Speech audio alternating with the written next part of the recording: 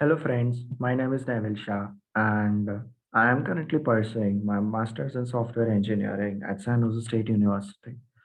Today, we are going to discuss about web mining and its types. First, the question arises is what actually web mining is. So, let's get forward to it. Web mining.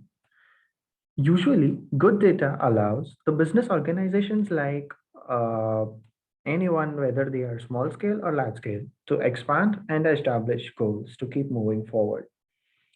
In addition to that, with the help of data mining, good data provides indisputable conclusions and patterns for making accurate predictions, which will usually help them to attain their future goals.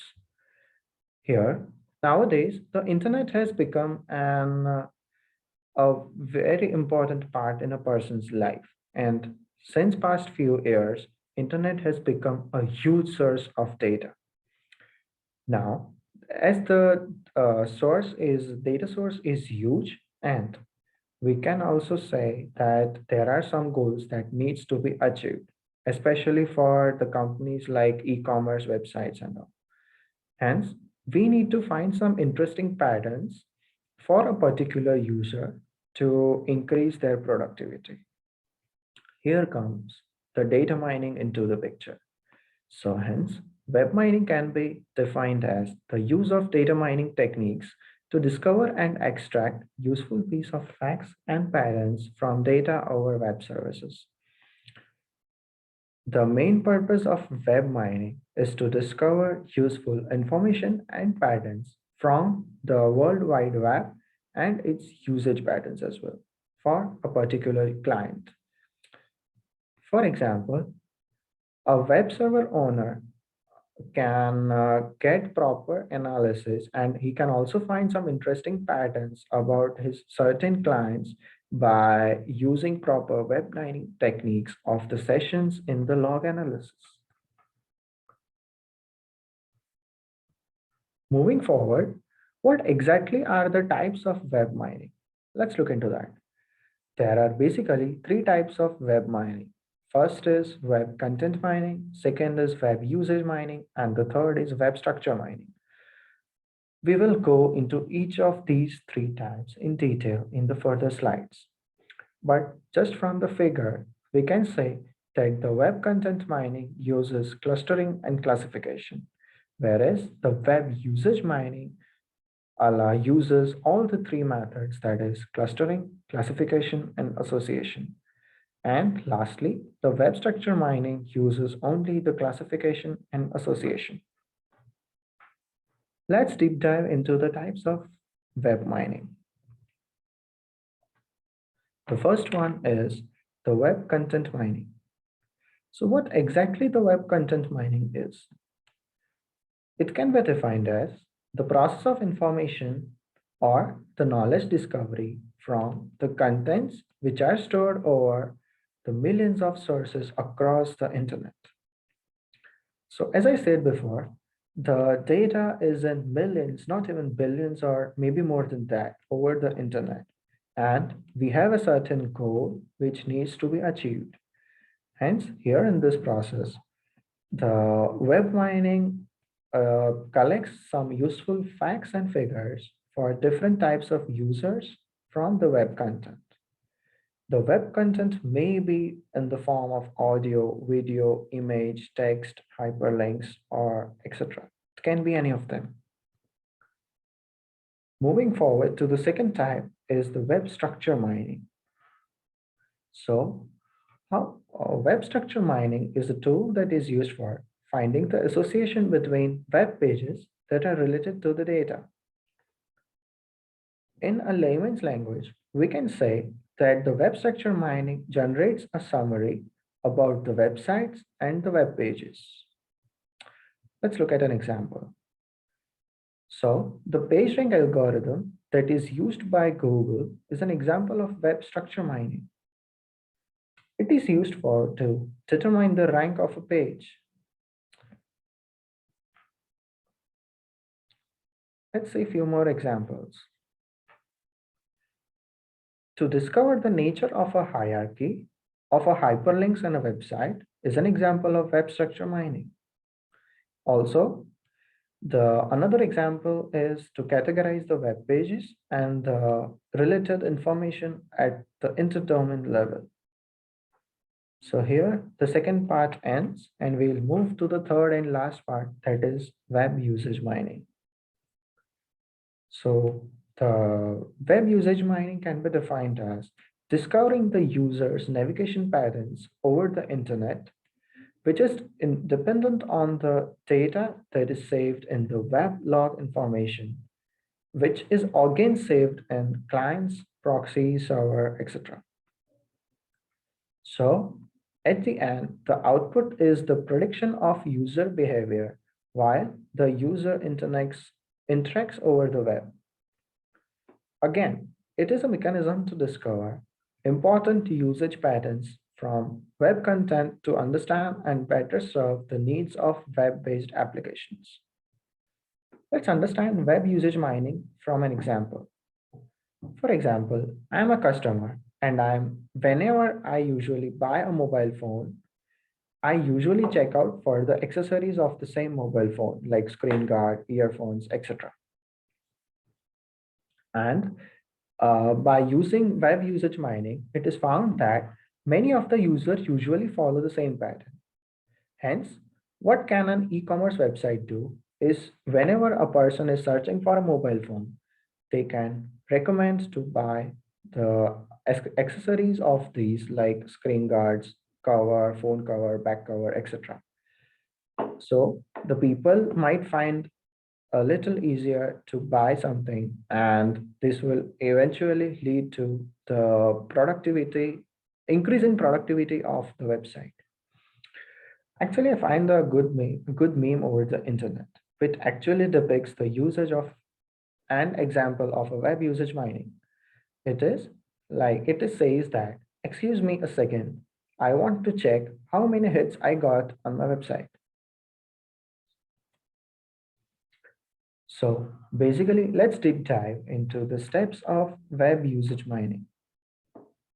The first one is data collection.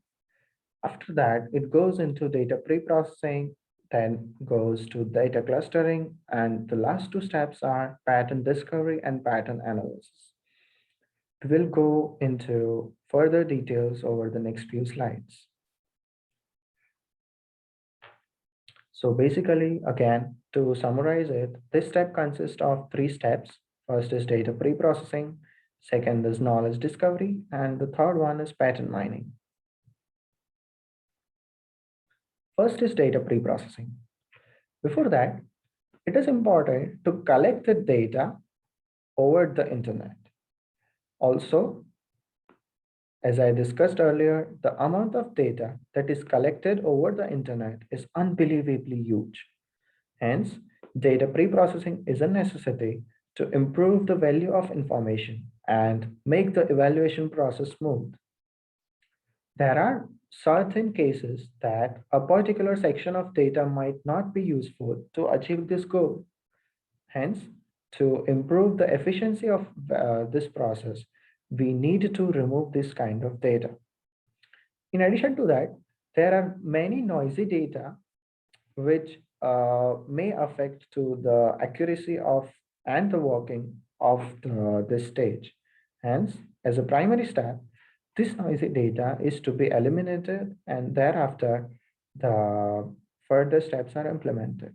And hence, before moving further, data pre-processing is very important to get the perfect set of data which shows that it is relevant to achieve the goal. Data pre-processing mainly includes three processes: data cleaning, user identification, and session identification. What is data cleaning? In this stage, the what is data cleaning? So the data cleaning is performed in which the non-usable data is removed from the collective data. In normal circumstances, the removed data in this stage may include the file extensions like .jpg, https, .png, .com, etc. So this data cleaning eventually shows that the noisy and the irrelevant data has been removed. The next step tells is the user identification. Again, that is a process of grouping IP address, browser, and operating system OS. And the last step of the data pre-processing is the session identification. Here, the session of a user, which is also known as the client session, will be alive until he is a proactive user with the website. Also, these are the steps which can be used to recognize a particular session of the user for a website.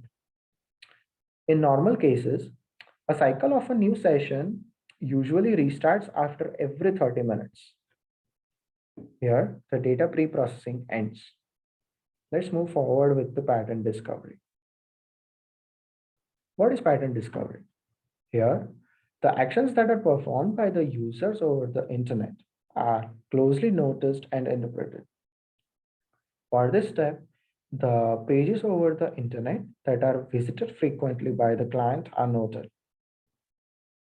So, for example, I'm the user, and if I frequently visit some e-commerce websites over a particular period of time, then this data would be noted, and the fact that I'm constantly visiting the e-commerce website to buy something is called pattern discovery. This stage includes few methods. The first is the frequent item set mining. It is used to detect information like a set of pages that are constantly accessed and frequently accessed paths by the web clients. For example, I'm a student and I usually visit Wikipedia every day because Wikipedia are as a computer engineer student, usually every student, whenever there is an error, a person would usually go to websites like Stack Overflow where the person who have similar kind of problems have shared their solution. So this set of pages that a normal computer engineer student would visit is called the frequent item set mining. Let's move to the next method.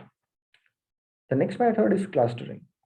Here, the set of identical items or pages are assembled. Usually, there are two types of clusters that are usually formed.